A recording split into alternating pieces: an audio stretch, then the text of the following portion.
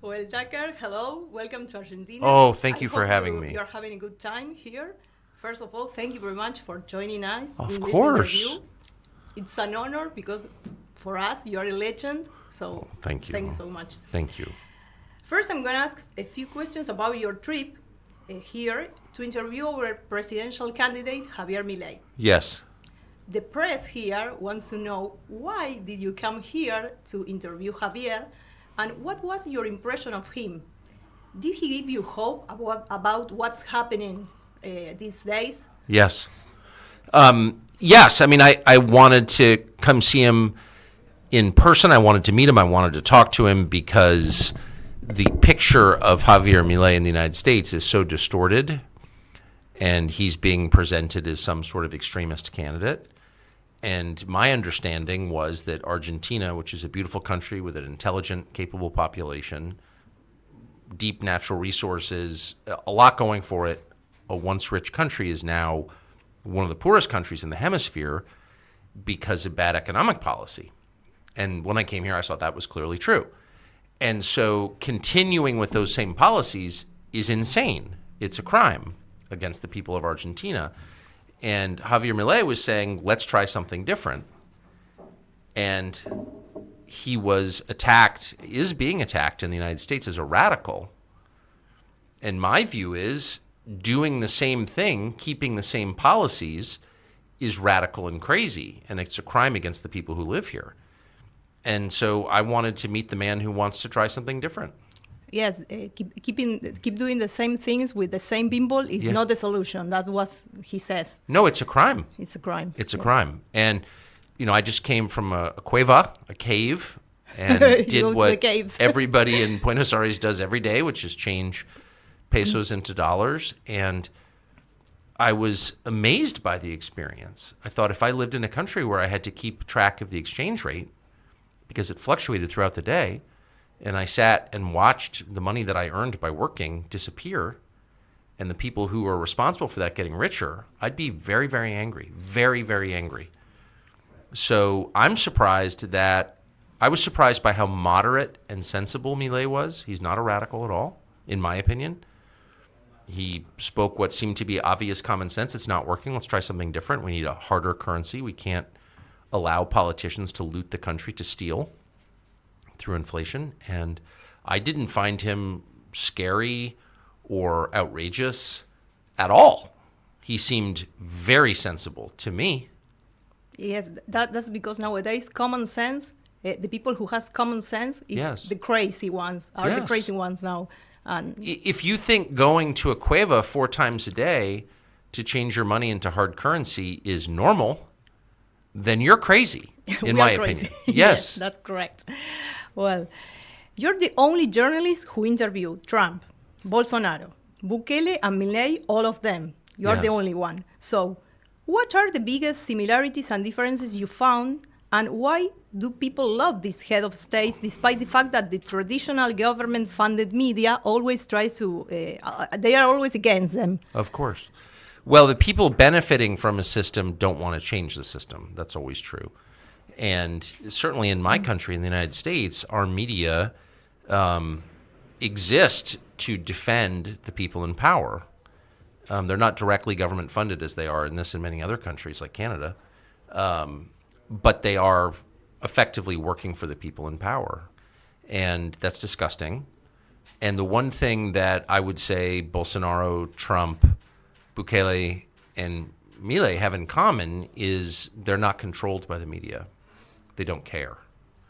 And so someone like Milei, who's perfectly moderate, in my opinion, Trump, whose policies were completely moderate and mainstream, I would say Bukele, who's maybe a little more radical. He's the most successful and most popular leader in the world. Yes. So, and Jair Bolsonaro, also moderate, very moderate, probably too moderate. All of them were described as Hitler, Nazis, racists by the media in their respective countries, and all of them ignored it. And all of them, succeeded as a result of that. So if you allow stupid, dishonest people, liars in your news media to control your behavior, then of course you're a fool. Yes, and they think people are stupid, but the people is not stupid. They're not stupid. They know. And now they have access to other less filtered, less dishonest information on social media, and so they're harder to control. And that's why the people in charge are desperately trying to control social media by throwing words like disinformation and misinformation around. Is why they're monitoring the population. That's why they're censoring, so many social media sites. That's right. The Italian leftist Antonio Gramsci said that for communism to take over, it was just a matter of controlling education and culture, and then the rest will follow suit. Yes. Do you think that that's what's still happening now? That's what wokeism is doing. They are pushing their insane 2030 agenda, no religion, climate change, non-binary gender, abortion, feminism, class struggle. So these alt-right candidates understood deeply that stand in the center and in the middle and be moderate or be politically correct is not the solution. That everyone must say, if you want to change the world, go and make your bed, Greta. Go to home. Go to school, Greta. Right. Well, you see all throughout the West, throughout the world, in fact, an effort by governments to break the relationship between parent and child and to claim authority over other people's children. I'm in charge of your children. They can change their sex and you don't have to know. It's between the child and the government. And that is a direct attack on parental authority over children, and it's being done for a reason. They're trying to take your children from you, effectively, take their minds away from you and prevent you from influencing your children's minds and replace you with themselves. And that's a completely immoral project that's disgusting, repugnant to most people.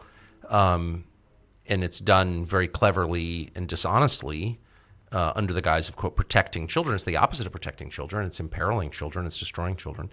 But I would say the first line of defense against the truly radical atheist agenda of people who think they're God is for parents to stand up and say, no, these are my children. They're not your children. You didn't give birth to them.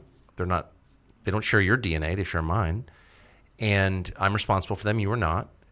And I will take up arms against you. I will use violence against you if you try and hurt my children.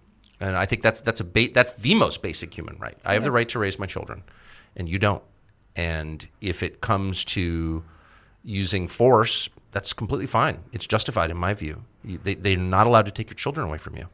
In any society that allows the government to take their children away is enslaved and deserves it, in my opinion.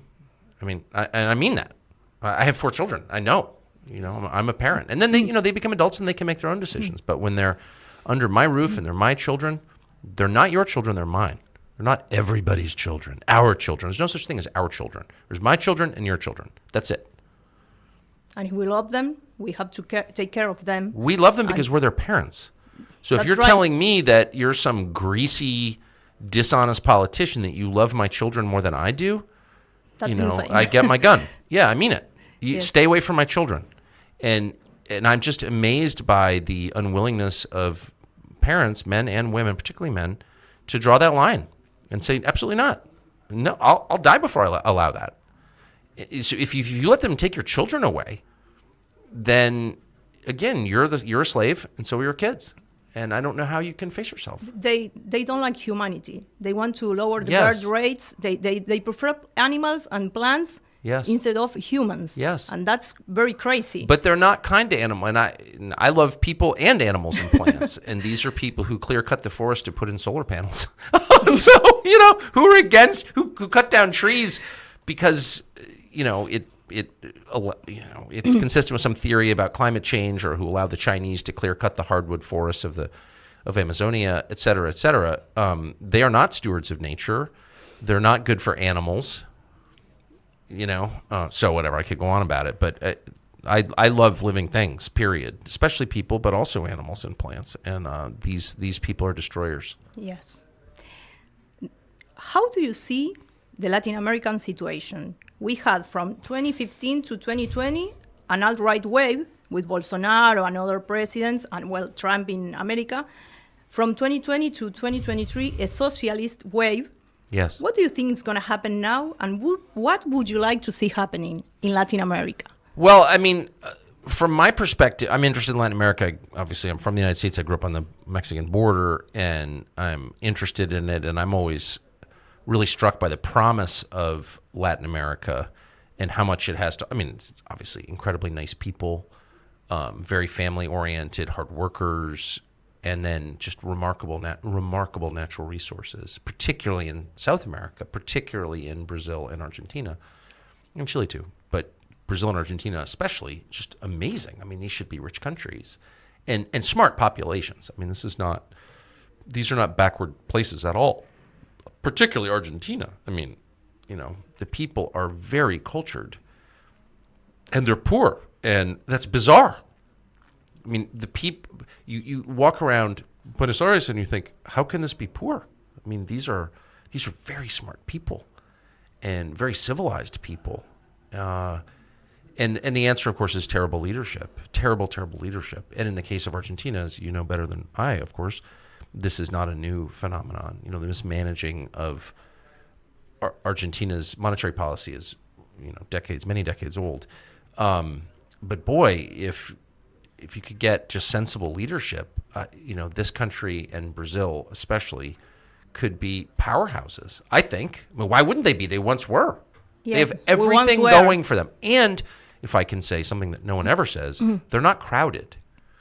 No. High density is a huge problem. People are not meant to live on top of one another. And I notice, and animals don't like it either. You pen sheep or cattle, dogs, cats, rats. It doesn't matter if they have no personal space, they hurt each other. And so that's not good. And I noticed that the policies of the government of Argentina encourage the whole country to move to Buenos Aires. Yes. It's a bad idea. It's concentrated here. People who are concentrated in pens are easy to control, just like livestock. So, but there is an enormous amount of open space, beautiful open space in this country. And that's an advantage that you can't manufacture. You either have it or you don't. So my advice to the people of Argentina would be immediately control your borders. Don't let anyone come here illegally. Politicians encourage illegal immigration. In the United States, we've been overwhelmed by it and destroyed by it in order to pack the electorate. These are voters who are going to support the ruling party.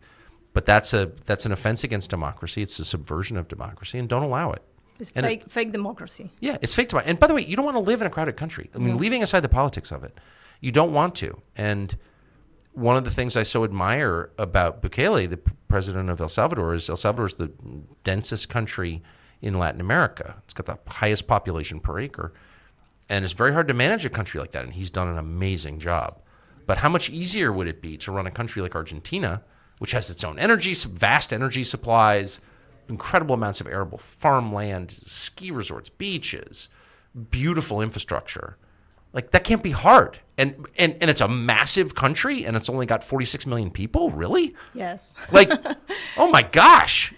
Belgium would die for that. You think of all these countries who would love to have what Argentina has, and yet Argentina has, over 100% inflation annually. Like, it doesn't need to be this way. You have so almost much. 200. Almost Yes. 200, right? Oh, it's crazy. That's crazy.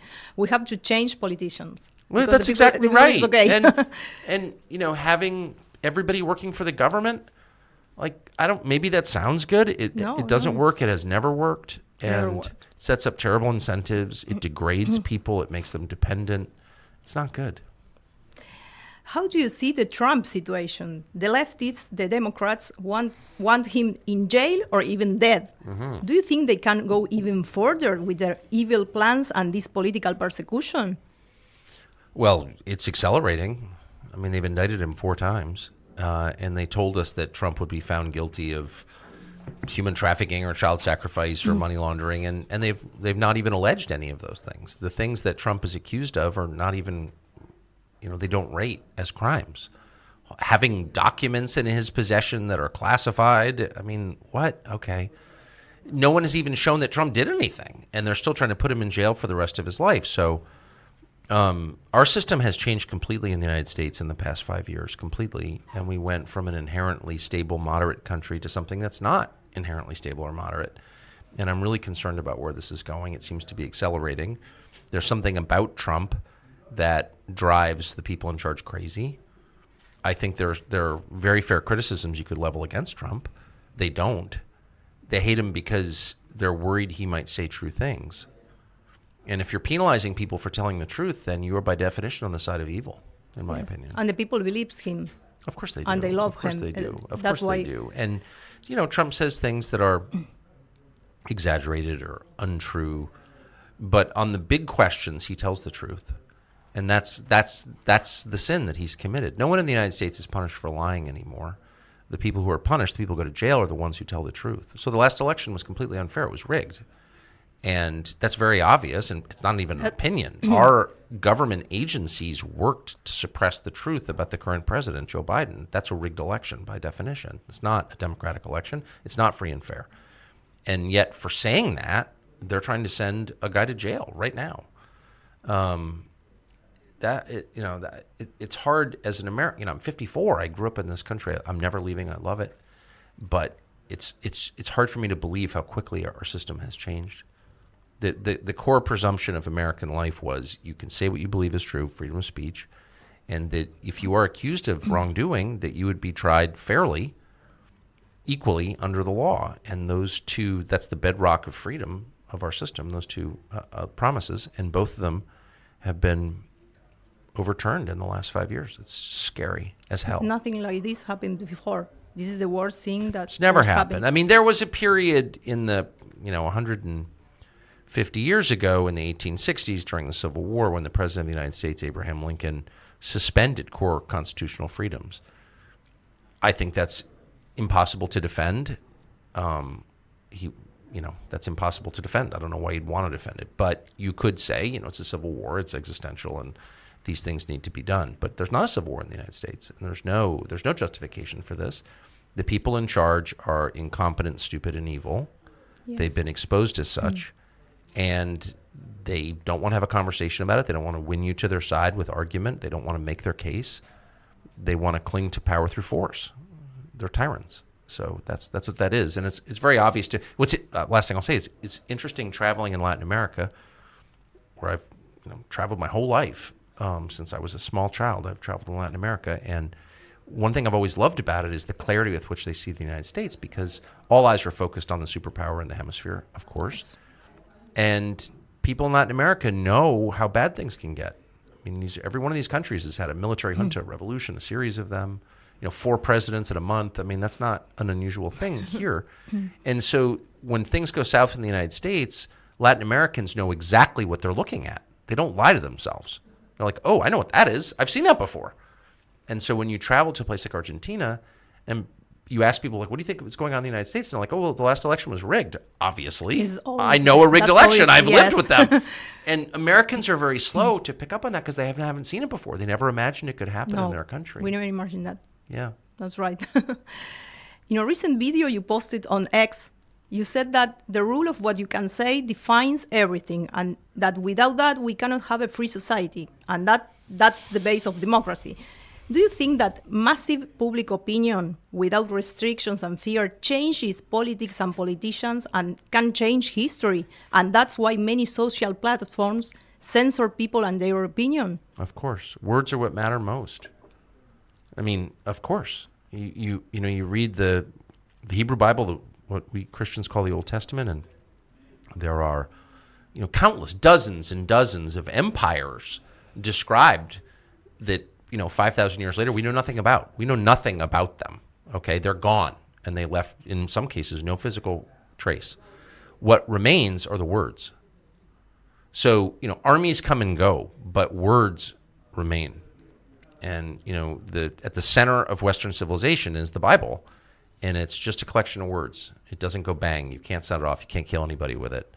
All you can do is read them, and they're the most powerful thing. And so if you control words, you control history. Yes. And if you control the conversations. 100%. The words. It all begins with words. Yes. And words are more powerful than any force. And they have inherent spiritual power, in my opinion. So, of course, needless to say, they want to control the words and the guns too. But in our Constitution, our rights begin with the First Amendment, which is the freedom of words, and the Second Amendment, which is the freedom of self-defense against tyrants. So, but they're in that order. So, of course, any tyrant will immediately try to prevent people from criticizing him. And that's what the people we live under are trying to do now, of course. And we shouldn't be surprised by it. Because the ones that want to push, for example, the 2030 agenda are minorities.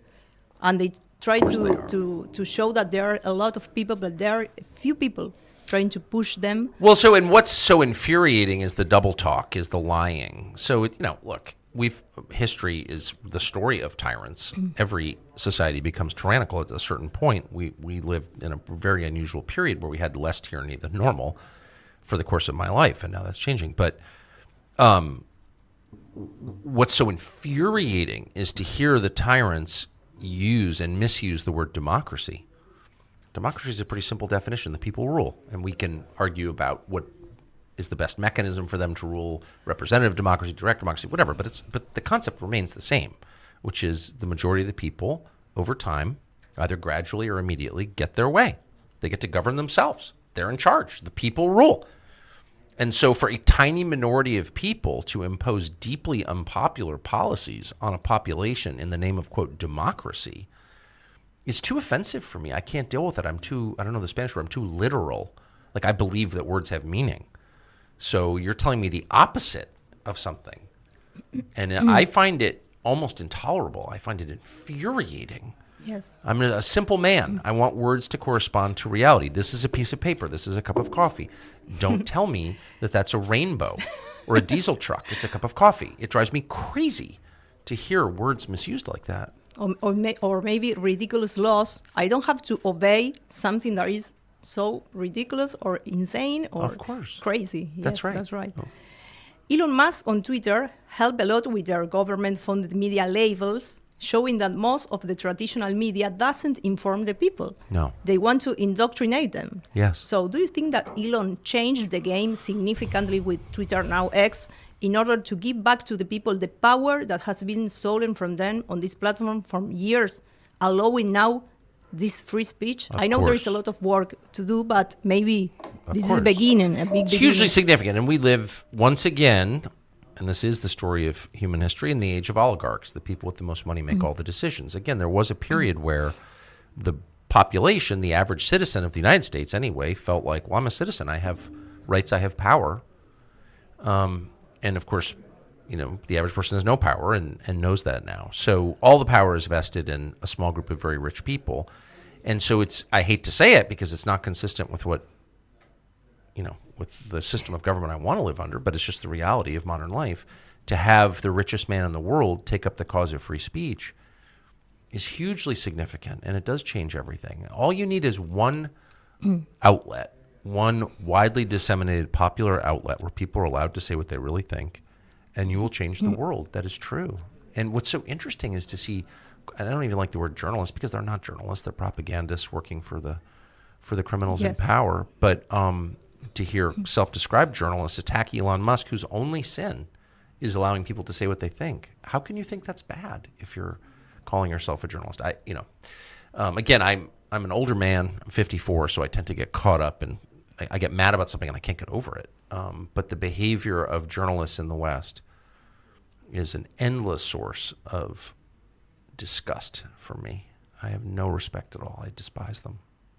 Yes, it's propaganda, as you say now. And but if you have a government minister, the minister of propaganda, standing up and lying, I'm not offended. I know who you are. I know your job is to lie. You're lying. I get it. The garbage man picks up the garbage. The waitress brings me my dinner. We all have our assigned roles. But for someone whose job it is to tell the truth, to lie to me, is very offensive to me. It makes me very angry to see that. And so to see the liars at, say, the Washington Post, owned by another oligarch, the man who owns Amazon, or the New York Times, or any of our big media, NBC News, CNN, any of our big media outlets lie and then pretend that they're telling the truth. There's something about that just, I find it very hard to take. Yes. And I think the people is realizing that. Yes. Yes. Well, of course. And look at the numbers. Nobody watches that crap anymore. Anyway, why would you? Who has time? We're all going to die in the end. Like, to spend 5 minutes watching NBC News or CNN. I mean, you'd have to think you were going to live forever, and I don't. Okay. Thomas Jefferson said, "The price of liberty is eternal vigilance, so freedom is never to be taken for granted." Yes. So what do you recommend? What is your main advice for us in order to fight this battle with this big government propaganda media, considering we are a new little independent, non-woke voice? Non-woke voice. Honestly, I think the key, and this is, I think the key to Milei's success, who I think is very smart, and I think his solutions make sense, and I think he will do a far better job if elected than the people currently in charge. But I don't think he's succeeding on the basis just of his ideas, but on the basis of his courage. And I think that's the key. I asked him, I was with him, and I said, everyone is against you. Everyone with power is against you. The entire media establishment in Argentina, obviously the people currently in charge, the unions, the government of China, the U.S. State Department, everyone is against you. Are you afraid that you'll be killed? Because that's not a crazy thing to ask, in my opinion. There's a non-zero chance he could be killed. Why wouldn't he be killed? A lot's at stake. And he said, I don't care. I'm not afraid at all. And he clearly meant it. That was my read anyway. He meant it. He had no security with him. So I think that's the key. People can tell whether you're afraid. And the people in charge don't rule by consent. They don't rule because they convince you they're right. They rule by fear. You're afraid of them. They're going to hurt you if you disobey. And the only people who can fight against them effectively are the ones who are not afraid. It's really that simple. Say what you think is true. If you're wrong, admit it immediately. But don't be afraid. Never be afraid. And if you are afraid, then you're in the wrong business. Go be a pharmacist. It's okay. We need pharmacists. But people who are leading the effort for political change and for societal change, who are trying to make things better, they cannot be afraid. And if they are, they will never be effective, ever. Okay. Thank you so much. Oh, thank you. I want you to know that your work is very important for us. Well, you're a great person, and you are an example for us. So thank you. Thank you so much Good for luck. this interview.